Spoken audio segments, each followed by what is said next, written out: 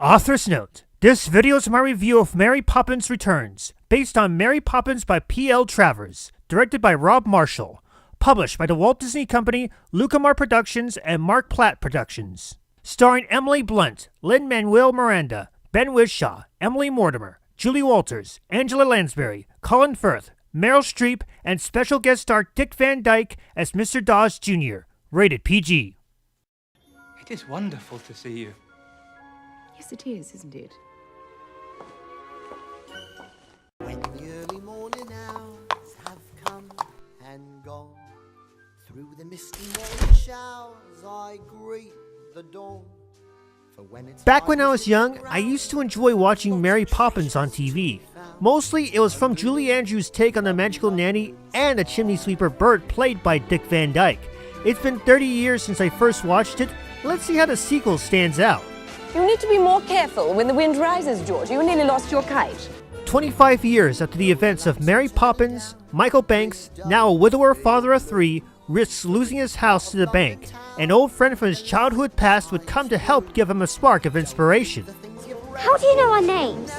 Because she's Mary Poppins, of course. I know what you're all thinking, and yes, this film does feel like a retread of the original Mary Poppins film. That's on one hand. On the other hand, it does feel a bit fresh with the updated color palettes, especially with the darker tones of London. I also wound up enjoying the musical numbers of this film compared to the original film, especially one coming out of Angela Lansbury of all people. And yes, that's the same Angela Lansbury from Disney's Bedknobs and Broomsticks. Close your mouth, please, Michael. We are still not a codfish. I wound up liking Emily Blunt playing the iconic character Mary Poppins. She had a kind tone, yet had a small level of snark that shows she means business.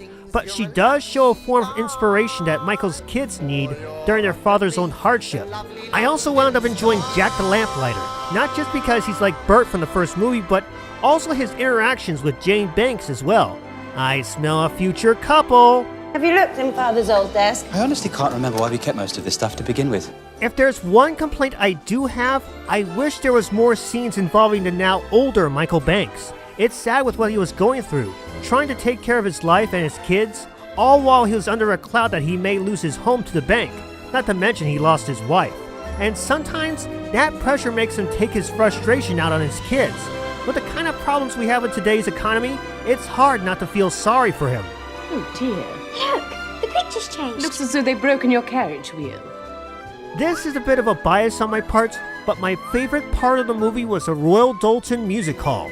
They brought back the classic 2D animation that made Disney great in the first place and took it up a level that reminded me of the 90s Disney movies. With all the CGI going on in today's animation, this felt like a breath of fresh air. I haven't seen this from Disney since Winnie the Pooh in 2011. But we can't fix the carriage wheel. It isn't possible. Everything is possible.